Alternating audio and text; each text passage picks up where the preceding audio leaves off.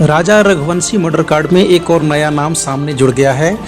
जितेंद्र रघुवंशी नाम के एक व्यक्ति का खुलासा हुआ है। जितेंद्र यादव वास्तव में कौन है, अब इसकी पुष्टि नहीं हो पाई है। कैसा दिखता है, इसका क्या रोल था, अब ये भी अब तक से खुलासा नहीं हो पाया है। लेकिन सबसे बड़ी बात यह है कि सोनम रघुवंशी राजा रघुवंशी को मर्डर कराया क्यों, क्या रिश्ता था उसका, क्या अनदर जो भी लड़के थे जिसके साथ में वो रहना चाहते थे, क्या उन लोगों के साथ मिलकर राजा रघुवंशी को इन्होंने मर्डर कराया।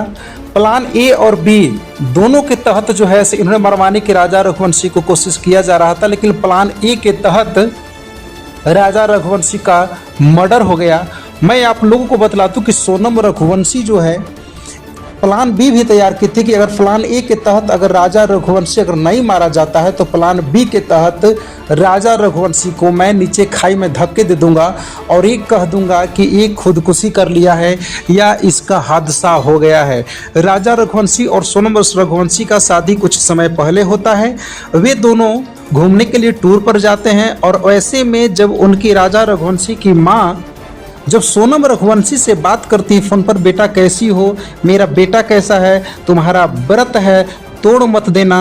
सोनम रघुवंशी जवाब देती है कि नहीं माँ, कुछ भी हो जाएगा, मैं यह व्रत नहीं तोड़ूंगी। इसके बाद फ़ोन जो है अटेंडम स्विच ऑफ हो जाता है और लगभग 17 दिनों तक सोनम रघुवंशी राजा रघुवंशी को हत्या करने के बाद में छुपती छिपाती चली आ रही थी।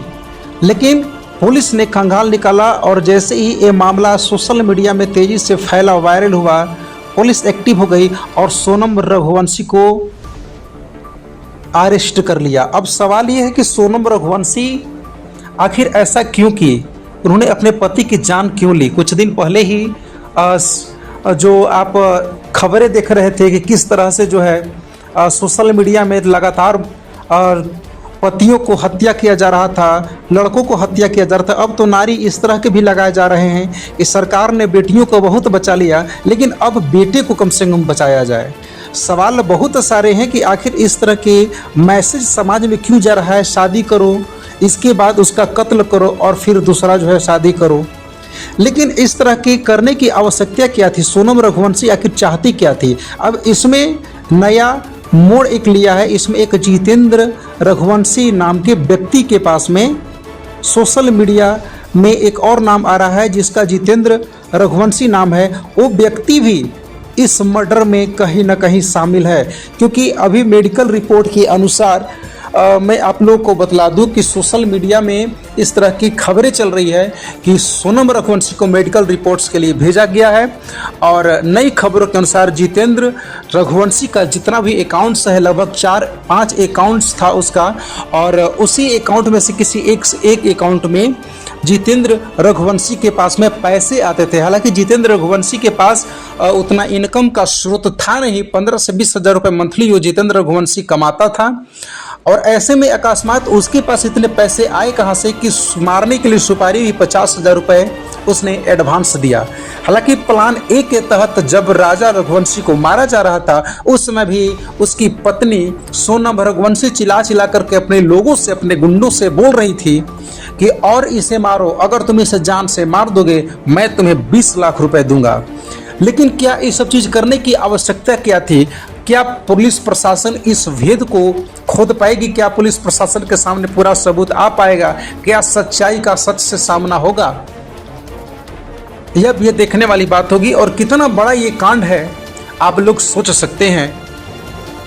पिछले कुछ समय से अगर देखा जाए तो लगातार इस तरह की खबरें आ रही है। अतुल सुभाष जैसा केस, एक और आपने देखा होगा कि किस तरह से जो है से अपने पति को नीले ड्रम में और सीमेंट से पैक कर दिया गया। और कुछ दिन पहले का एक और खबर था जब एक पत्नी जो है अपने पति को सांप से, विषैले सांप से कटवा कर जान से मारने की कोशिश की थी। इस तरह की खबरें ने दिल को विचलित कर दिया है और पूरी तरह से झकझोर कर दिया है। ये सब खबरें शांत हुई भी नहीं थी कि सोशल मीडिया में एक और खबरें आई सोनम रघुवंशी और राजा रघुवंशी के मर्डर का।